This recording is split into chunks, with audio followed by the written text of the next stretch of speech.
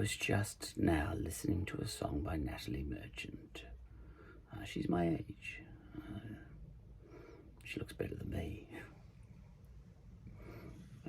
And she's a vegetarian. She's a hippie. I've got hippies next door, actually, just over that fence over there. I'm a hippie too.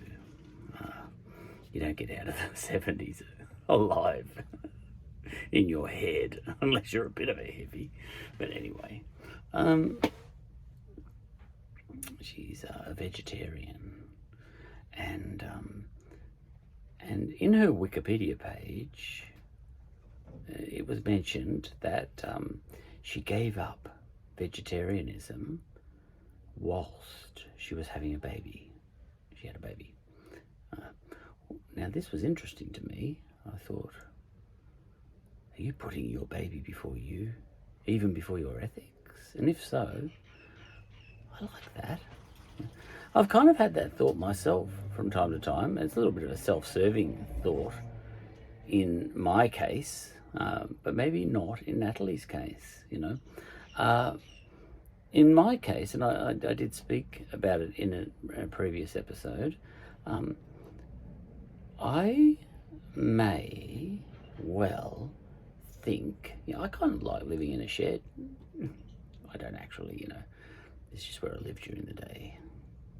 At the bottom of the garden. But I quite like the idea of living in a shed. The idea of living in the shed and selling off the house down there and giving all that to the poor or something like that, or giving it to an Indigenous cause or something like that. I like the idea. I'm never going to do it ever. But I like the idea. Now let's just entertain the fact that I like the idea, even though I'm not going to follow through. It would make me feel morally good, in a way. But I've got a wife and a kid, and another kid, and another kid. So, even if, and it's only the word if, even if I decided to go all ethical on, the colonial legacy and all that sort of stuff, Black Lives Matter, Indigenous rights, and give away everything I have got as a consequence of my white privilege and all that sort of stuff. Let's say I haven't quite got that ethic, I wouldn't go that far, even if I didn't have a wife and a kid and the kids, and a kid and a kid and a kid, and a chook and a chook and a chook and a chook and a dog and a cat. Even if I didn't have all those things, I probably wouldn't do that because I'm a little bit selfish. You don't get blowies in a house, but you get them in a shed. All right. But imagine I did.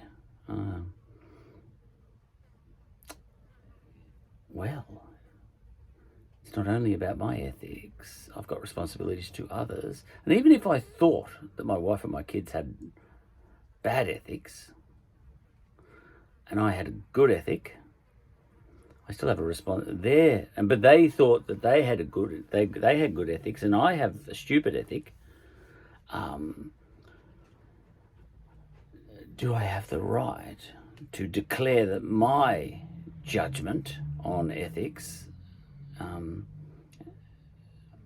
outweighs theirs, such that, I do all these stupid things, in their mind, these stupid things, give it all away. I think I've got the right. So now it's a little bit self-serving, but I can live my life in comfort and wealth, and also have and lie straight in bed morally and ethically, in that scenario, saying I would give it all away, but I don't have the right because I'm not quite sure that I'm right. So I can live my whole life as a good person in my head. This is a good trick, actually. In such a scenario, and also live in luxury all my life because it's not about me. I have responsibilities. Now, Natalie Merchant, that sounded more genuine to me than my scenario. I like that. Now, you may well be a vegan and say, well, she didn't have to do that. She could have, but but it doesn't matter whether you think you're right either, you see. But let's say she thought, even incorrectly, that it was in the best interests of her baby, her unborn child, for her to go back onto the meat, go back on the ham, and on the lamb, and chow down on baby pigs and baby sheep and baby cows for 9 months for the good of her child. Let's say she thought that was true, that she should do that even incorrectly. Well, I think she's being a good person and true to her vegan ways or her vegetarian ways. I can't remember whether she was a vegan or a vegetarian, but I think she's still being true to her vegetarian ways. But she's, the baby at this point in time cannot judge, cannot declare, cannot give informed consent as to whether he or she or it, that baby, wants to be a vegetarian or not. And I think it's good of the mother. Oh, it works the other way around too. But look, put all that aside. There's something about that I liked about Natalie Merchant. The fact that she has clearly put her baby before herself. Even if it was for her own health. Because looking after yourself during pregnancy is looking after the baby anyway. Surely she was putting her child first, one way or another, whether she was looking after the baby's nutritional needs or her own. And it doesn't matter whether her judgment was right or wrong.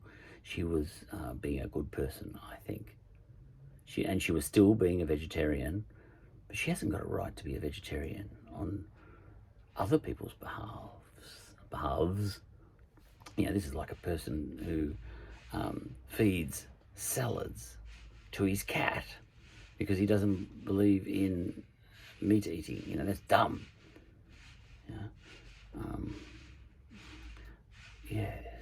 I suppose this all does fit into my into my overall ethos that to a certain extent, as long as someone's not coming at you with a knife, live and let live.